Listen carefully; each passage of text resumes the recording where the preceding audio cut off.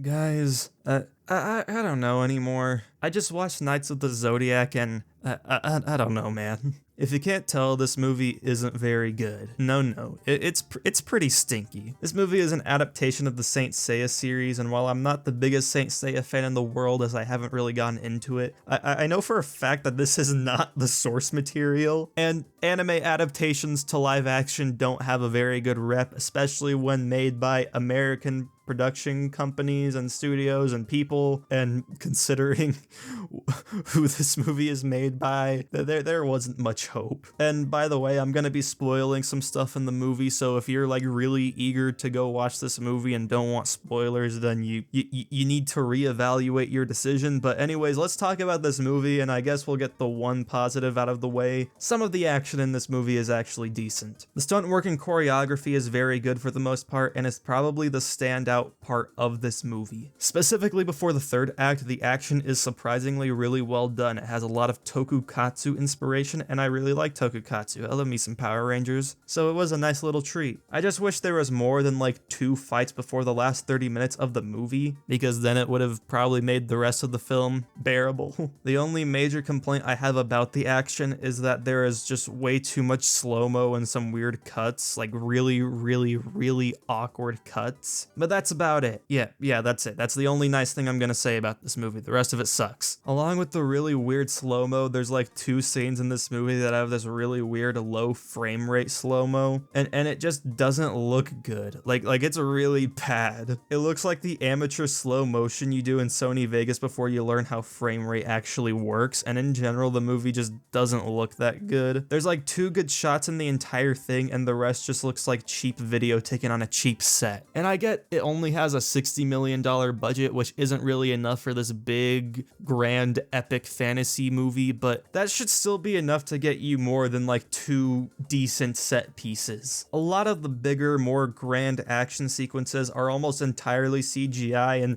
and boy, let me tell you, the CGI is pretty bad. I don't think there's a single instance in this movie where the special effects actually looked good. Like in the first 20 minutes, there's this big car chase sequence, and when they're in the car, you can notice the green screen outside the windows, and when they're outside of the car, you can see that the car is just completely 3D rendered. The town isn't real either, and neither is the ship that's chasing them. It's all CGI, and you can tell it doesn't look good. Doesn't look good. This movie was giving me heavy Green Lantern and Dark Phoenix vibes, which is probably the worst insult I can give a movie, especially because those movies looked better. Like when I tell you this movie looks like it was made in 2005, I'm not joking. I wish I was, but I'm not. That's probably not even the worst offender of this movie though, because I can excuse cheap special effects if the actual movie and story is good, but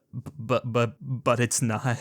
The dialogue in this movie is absolutely painful. It tries to mix in the really over-the-top and edgy dialogue you'd see in anime while also mixing in Whedon-esque quips, especially in the first half, and it's just downright atrocious. It doesn't help that the actors deliver these lines like they're in a Hallmark movie. Like, I was in the theater with like 2 old people, and there was a little scene between the 2 main love interests when they met, and the girl was like, "Come here and I'll show you to a toilet so you can flush yourself out of here." And then the old guy in the theater started laughing, and him laughing made me laugh too, but not in the way the movie wanted me to. Like, the dialogue has no subtlety and no personality to it, and it's really in your face. The writers very clearly intended for these lines to be spoken to you like you were talking to a 3-year-old. And when the dialogue isn't overly quippy, it's just really boring and bland. All of these characters for the most part talk the exact same, and they have little difference in delivery because none of them seem to even know what they're supposed to be feeling in these scenes. When I tell you I can't name a single character trait in any of the main characters, I mean that. And it's really bad that that's the case. The writing in this movie is so jarringly impossible to follow because the movie starts out really simple and then overly convolutes itself the more it goes on. To give an example of a fundamentally bad choice in this movie, it starts off with a narration backstory of the history of Athena, which in itself isn't a bad idea, but then it cuts to the main character's backstory right after, so that's like 2 different backstories to start the movie off, which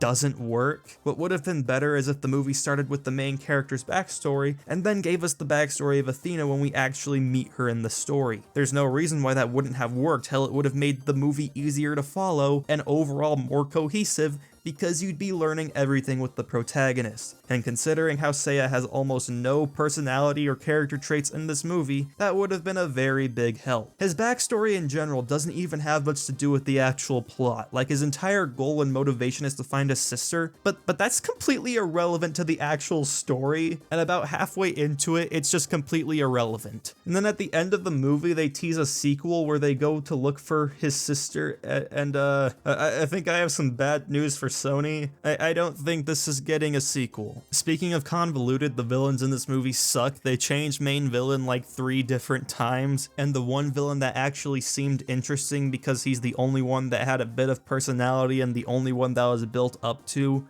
he gets taken out right before the climactic fight in just one hit. So yeah, the other knight that Seiya fights, which is supposed to be like some big plot twist, but I didn't give a fuck. Yeah, he's the most boring character ever, and the actor playing him is trying way too hard to sound intimidating. Like, he forces this really weird deep delivery for the entire movie until he finally fights, and by that point he's just shouting the whole time, and his voice doesn't fit either of these deliveries. Like you can see it in his mouth that he is forcing this. The characters and acting in this movie overall is just bad around the entire board, man. Sean Bean and Famke Janssen are both good actors, but you would not be able to guess that in this movie because they have literally nothing to do in this film besides dying. And I'm not joking. All Sean Bean does in this movie is act like a smart rich guy, get the main character to where he's supposed to be, and then he dies. All Janssen does is kidnap Athena and then dies. And there's supposed to be like this family trauma dynamic to them, but it's really touched on maybe once, and then they die, so it's not even relevant to anything. Even the main girl doesn't seem to give a shit that both of her parents are dead by the end of the movie. These characters don't have character arcs, and the attempts at them are just mediocre. This especially applies to the 2 main characters. I don't have much to say about Athena because she's practically not a character at all. Like, she's so unbearably forgettable and empty in this movie that I don't even have anything else to say. She's just there to be the MacGuffin for the finale and to be in love with the main character that she has no chemistry with, and she's just bad. Acting is bad too. I don't like to touch on bad acting too much, but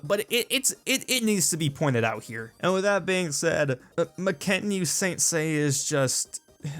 I don't know. I don't know. Maybe it's because I'm not too big into Saint Seiya, but this character in this movie just doesn't work. He doesn't have a personality. His motives are constantly shifting throughout the whole movie because it doesn't even seem like the writers even know what they want Seiya to do. And from what I've seen so far, McKenna doesn't really show that much quality as an actor. His stunt work is really good and on point. Like, I'll give him that. It really is pretty good. But outside of that, he's really stiff. His line delivery shows very limited emotional range, and his facial expressions almost never change no matter what the character is supposed to be feeling. And no, I'm serious, he has the exact same face for the entire movie. He also does the same things that the other knight does, where he forces this really bad deep voice to try and sound intimidating, and because he's such a soft-spoken person, it's extremely distracting, and at times you can't even hear what he's saying. So all I'll say is this guy doesn't exactly fill out the Zorro check boxes, so what little optimism I had for the One Piece live action isn't exactly going up. I know it's wrong to judge an actor off of one movie alone, so I'm not just gonna flat out say he's a terrible actor just because this movie sucks, and the writing is really bad, so I'll give him some benefit of the doubt, but all I'm saying is he's not adding any positives to this movie. And while I praised the action earlier, that doesn't apply to the later half of the film because the final fight, well, it looks like shit. It looks like 2 CGI action figures fighting each other in a really big armor that doesn't really fit them. Which, speaking of which, this movie does the same stupid shit that a lot of older superhero movies did, where the main character waits until the very end of the movie to get their signature suit because they had to quote unquote earn it. Like you know what we fucking came to the movie to see, so just give it to us. And when they do give it to us,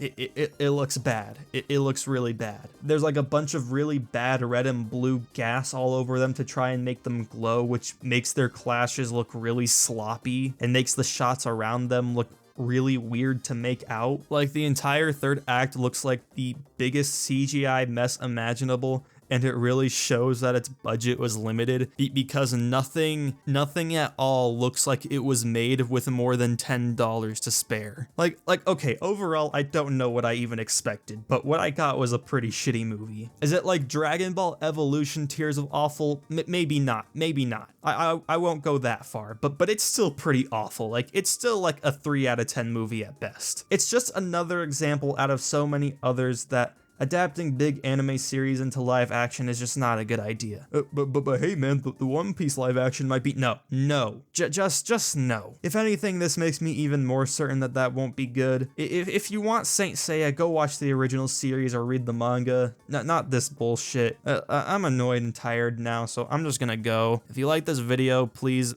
like the video because I need it, and subscribe to the channel because I do more videos where I embarrass myself by admitting that I watch shit like this. And with all that being said, I'll see you guys next time. Bye bye.